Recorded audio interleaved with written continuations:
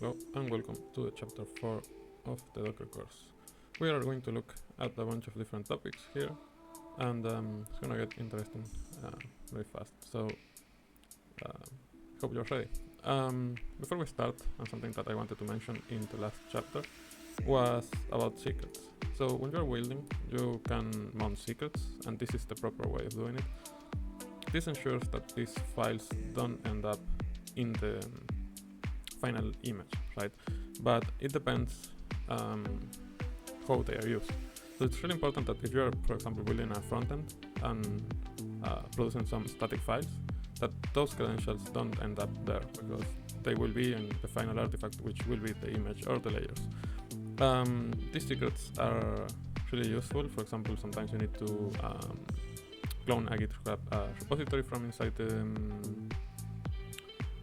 container or the build. You can fetch something with SSH or fetch something from S3 or you name it, right? So be really careful when mounting secrets in images and make sure they don't end up in any layer, because if they are there, someone can get a hold of that information. Okay, with that out of the way, we're going to see some comments and things to make our Docker usage and journey easier. For example, if you need to know something about your installation, you can use Docker info. It will reveal a lot of information about everything that it's running. The Runtimes, as you can see, I have many because I already configured them. We'll see how to configure this later. By default, it's Runc, which is the one that comes with Docker, and that's the one we will be using mostly. Then we have another utility, which is systemdf. We have already seen this one. Tell us about disk usage, and can be really useful to know what we can clean, right? Then we have events. Events basically will tell you everything that's going on in the Docker status, basically. Every event here comes from either a container running, a health check, or something. So we have a health check in the Buildah application, if you recall, and we can see it's reporting healthy because it's working. I am going to stop this now because we don't really need it. I wanted to show you how prints information about all the events that and things that Docker does when we use it, right?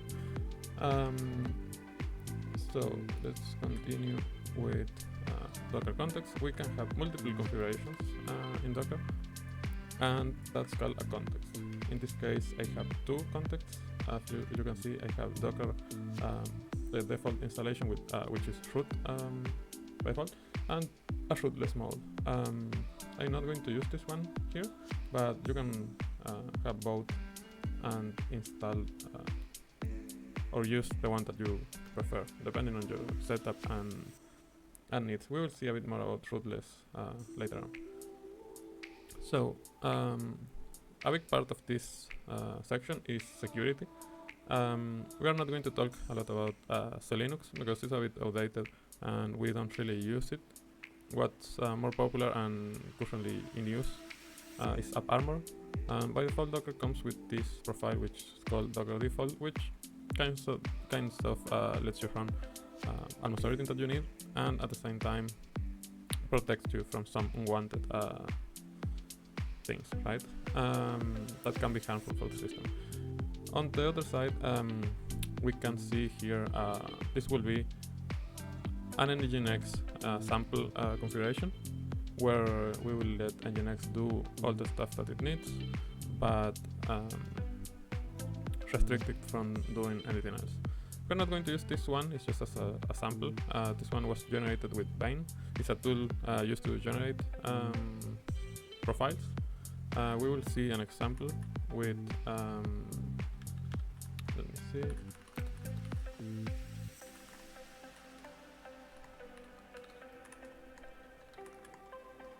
So this one is way simpler. We are basically allowing a lot of things and just denying writes to DMP. So just to illustrate and to test that it works, we're going to just run it like this, and we will see that if we add exec to this container, we can write and do whatever we want, but we cannot write in TMP because AppArmor basically is preventing us from doing that. Okay, so basically we just saw that we can prevent a process or a container from writing things in a certain place, and many more things. This is to get you an idea of what you can do with AppArmor, basically write or deny execution permissions, to write, to read, to list, network, capabilities. So it's way better than Linux, and it might take a while to get a profile in good shape, but once you do, your application, or you will know immediately if anything is trying to use something that it shouldn't. And there are tools in Kubernetes exactly for that. Okay, so let's move on to capabilities. Basically, capabilities are a way of splitting and let's say Linux capabilities divide all the root privileges into different into independent sections, let's say. So you can enable or disable based on what you need. Some capabilities are the ones listed here, but there are way more, and we will see a few examples how you can use them to limit what your processes can do, and to also protect your workloads. For example, if we want to run a ping, we will need to make sure that we have the net raw capability. This can also be changed with a few configurations, but we are not going to get into that right now. You can also see which capabilities are in effect for a process, basically by checking the status. And you can decode this by using the following command. If you put decode, you can see exactly which capabilities are enabled for that process, which is really handy. So the ping is a weird example because it depends on a lot of things and configuration from the kernel and permissions and different things so you can use it as a regular user or as or if anyone at all can actually ping things. In this case, it's allowed, so it works. So let's see another example. For example, if we drop all capabilities, we can see that we can't change the date in the container. But if we drop everything but then add systime, we can just change the date in the container without issues. So that's handy to know. It's a good practice to run your workloads with drop all. And if you need, you enable things that you usually need, like for example in this case, systime. So what's next? Seccomp. Seccomp is a bit more complex in some aspects and allows you to basically limit which syscalls your application can call, right? I have a few examples here. The first one is basically, I have modified that a bit. Basically here you can define a default action and then allow syscalls and do much more. We'll see another example right here, which basically I generated with a tool called, I generated this profile with a tool called server. This is a Python script which basically checks all the syscalls that are run when this container runs, in order to be able to get a list of everything that happens faster. we will try anyway to run this container with both things, and as you can see, if I try that, it will fail. But if we change, for example, this to log, we will see that now it will run. And if we check the image, we will see the audit log and which syscalls were failing.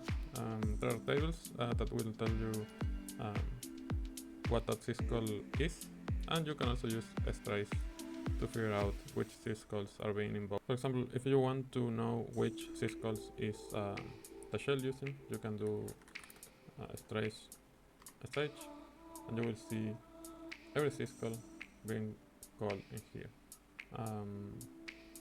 This is a lot of information, so it can be handy to check maybe some things, but not to debug. For example, if you echo debug, we see that it called write with the information that we passed, and that will print into the screen. If we call exit, we can see everything that it did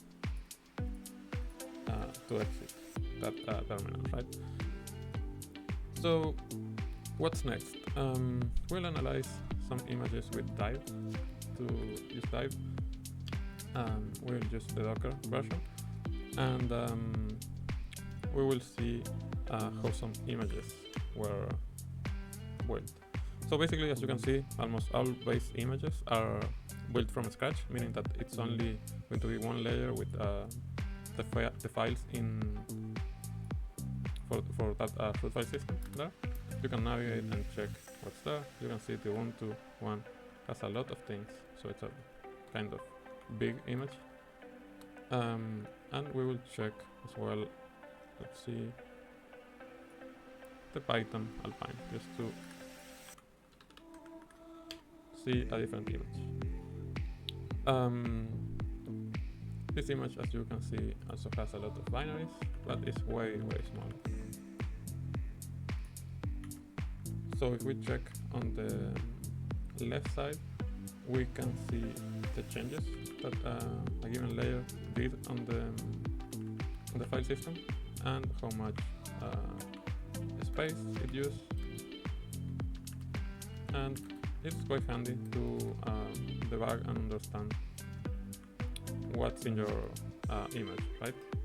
Trivy, or Trivy, I'm not sure how it's pronounced, can also scan file system, for example, to check for secrets, or with Trivy we can also check repositories, so it will clone and verify that there are no secrets or vulnerabilities in there. So the next thing, or next topic, is Rootless Containers. This is pretty good if you're using a system with multiple users, for example, and you want some isolation, so each user can have its own containers and don't need to worry about root access or anything else. Some alternatives to Docker, for example Daemon, is rootless by default, so if you want to give it a try, it's a good option. Might need some tweaks, it might not be really straightforward with Docker Compose, but in most cases everything works. Let's see what else. So there are some scenarios where you can't use rootless containers, and that's mainly when you need to modify things as root, for example. Even there are some exceptions, but there are a few limitations, and there might be a performance penalty. It's not a big deal, but are some things to have in mind. It's more secure, yes, but it could have some performance impact, if you like. I already have Daemon installed, so if I run this command, for example, I can run an Ubuntu pod, and I can also root inside the container, so I can update and install things if I like to, which is normal, right? But if we try to, for example, write to a host, we will get an error. Oops, forgot the direction. So basically, we are root in the container, but we are not root outside of the container, so we can't write where we don't have permissions. And this is done by a user ID mapping. That's how it works. But that's enough to prove that Rootless Container protects the host and is only available for this user. For example, if we check for Podman, we'll see it's running under our user. So we can see this, but another user, except root, won't be able to see our pod, since Podman also doesn't require you to run Daemon. So it's really handy, and it really makes things more secure. So the next topic is minimal images. So when you're creating an image, you can use the scratch image. Basically, it's an empty image, an empty layer, I mean.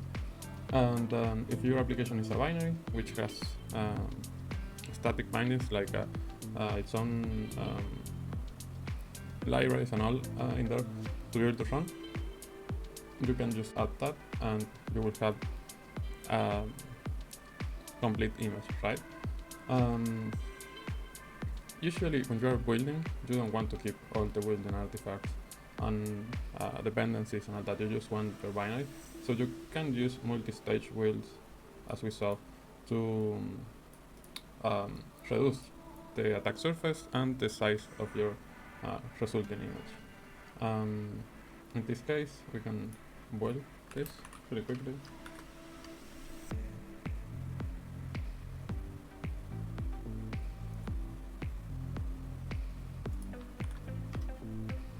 Okay, we see that it works, produces the expected result.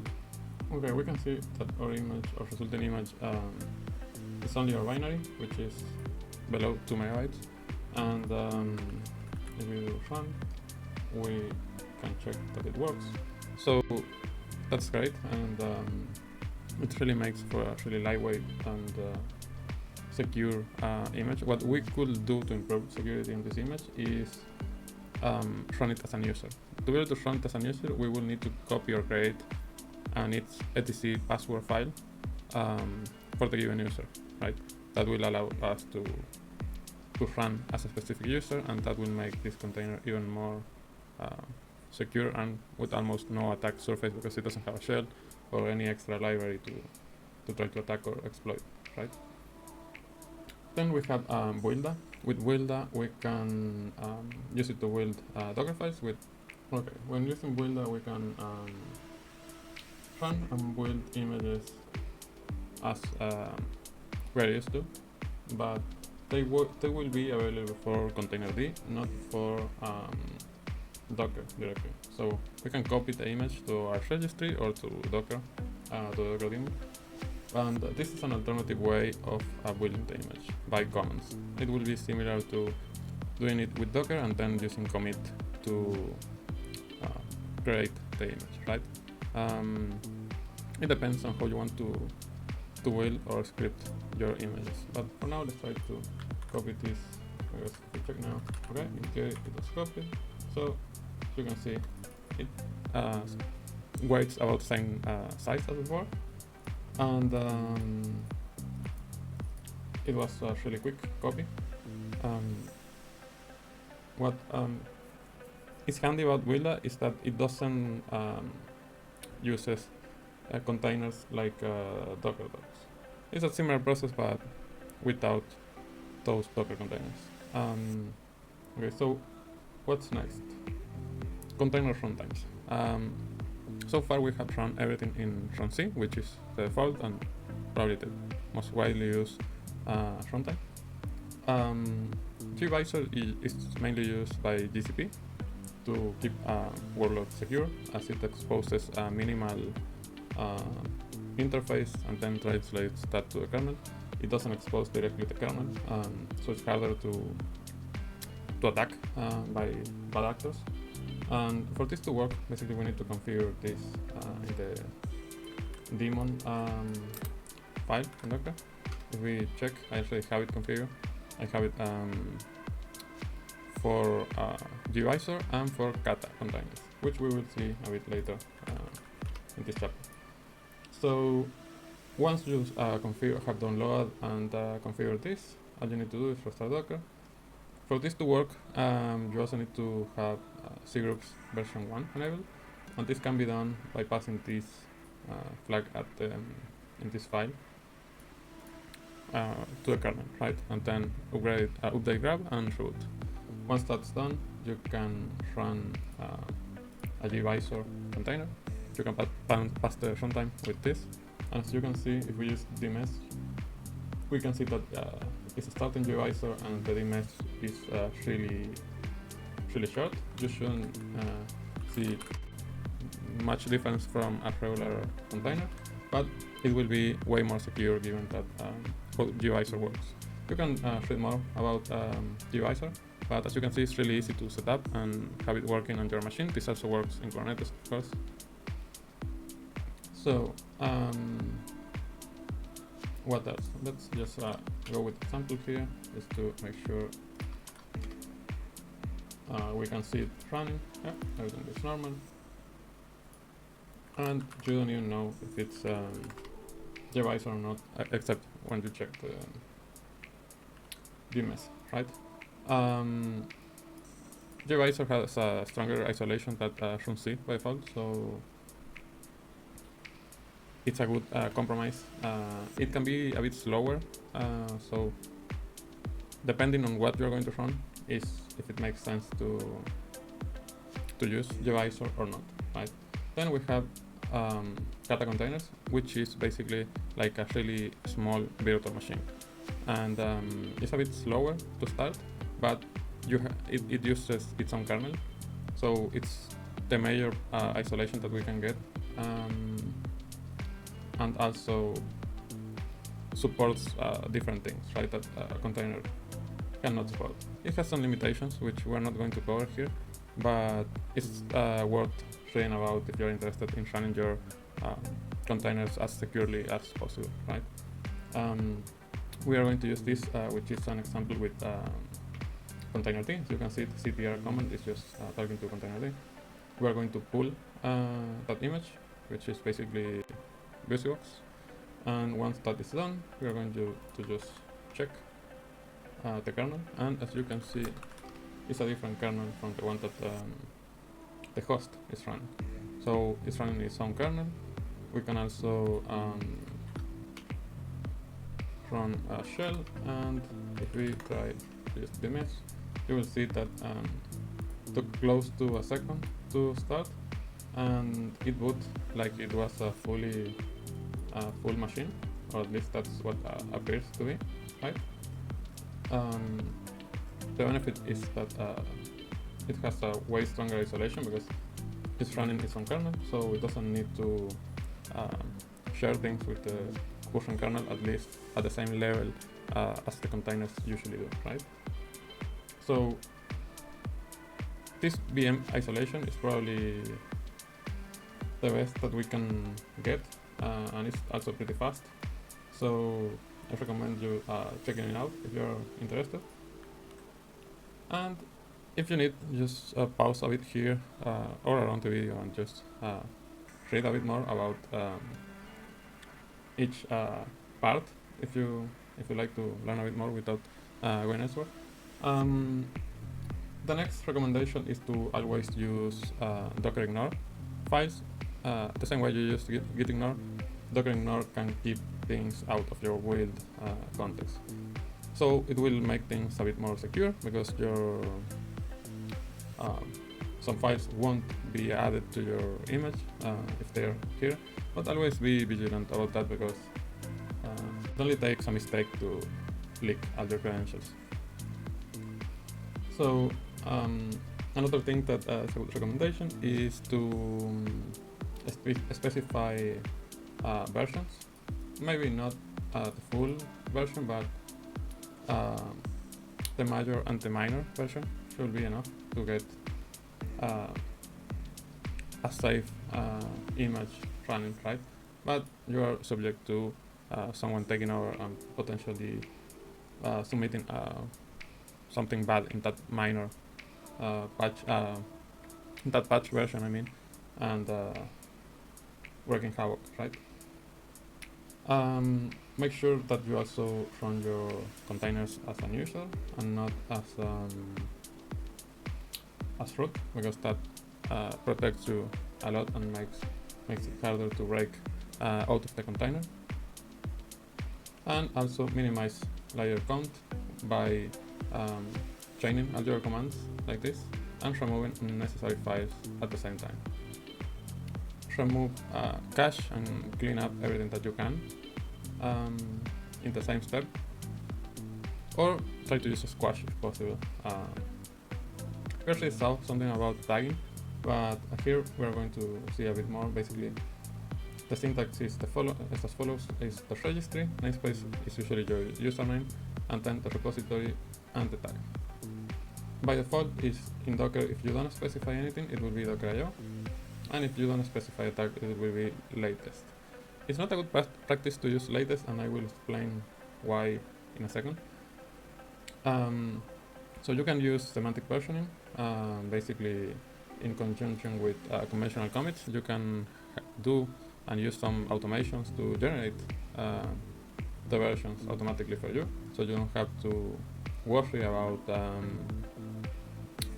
the version itself, but to commit things with intention and in another way, right? My recommendation will be to use immutable tags and instead use the git SHA.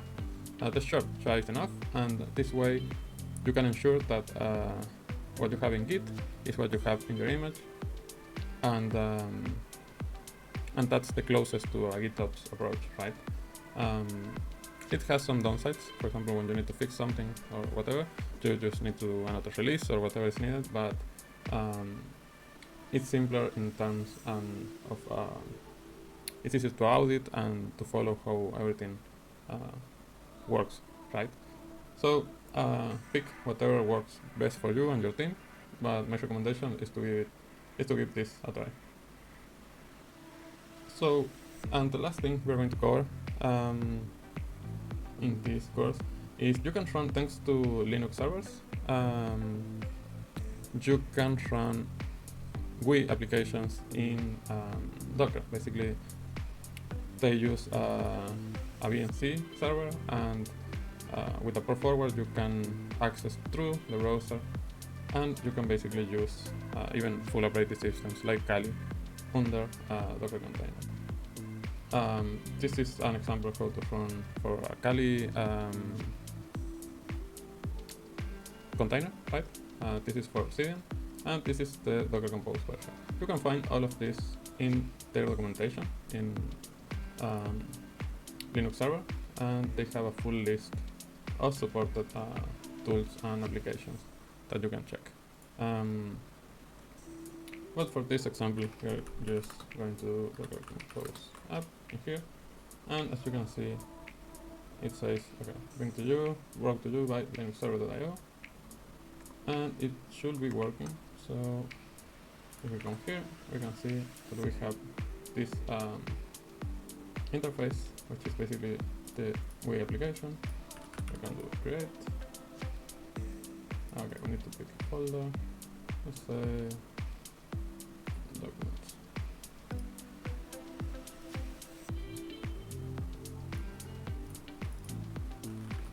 And it works. As you can see, we have a full application running in Docker through the browser, right? Basically, it's just that. You can run many applications, as we just saw in the documentation. It can be handy, but make sure you don't expose this to the internet, because anyone that has access to this might have access to your computer via some features of the application, for example, and you need to be really careful about that. But if you keep that in consideration, this will be safe, and it's a handy and practical way to run things in Docker.